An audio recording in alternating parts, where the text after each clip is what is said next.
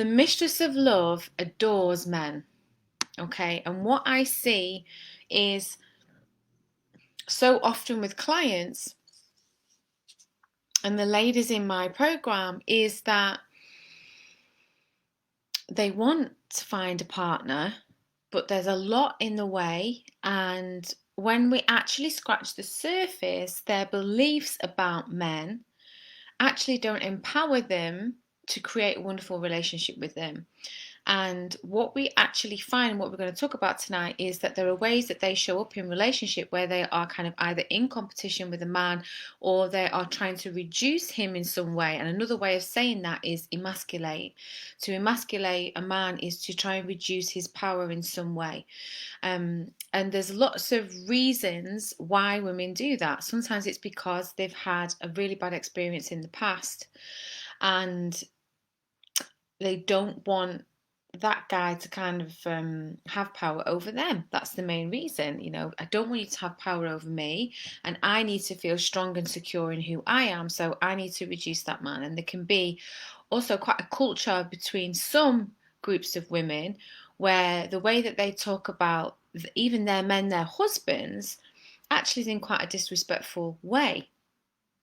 And they may say things in public circumstances whereby, again, the things that they're saying is that they're trying to reduce the power of that man. So it might be taking the piss out of them in some way or making a snide comment. It might be that they try to undermine how much money that they earn or the job that they do, which is particularly important to a lot of men. Not all men, but to a lot of men. Even if that guy isn't doing an amazing job, like in terms of societal view, he wants to know that he's respected for the role that he does, whatever that is, just like you do. But for a lot of men, there's a lot of their self-worth tied up around the job that they do, and that's just a part of social conditioning that we're under, right? So whether you agree or disagree, and this is what people eventually come to learn about what I teach, is that none of this is about political correctness. It's about the social conditioning that we work with and about the human psychology that we're working with, whether we like it or not. That's just the way that it is.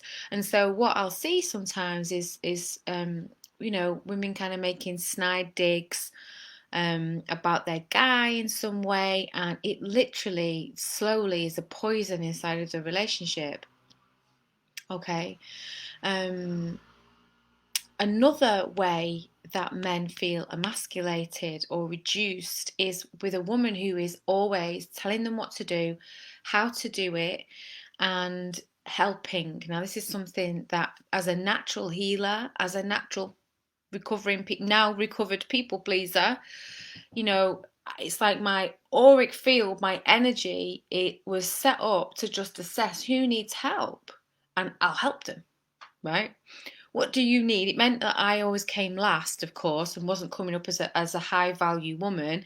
It was like, oh, I'll take on your burdens, and then other people literally saw me as, oh, she'll take on my burdens. So that was at friends, at work, and in my relationships, I ended up the one that was doing the most, calling the most, taking the doing the emotional weightlifting, the emotional labor in a relationship, all different kinds of relationships.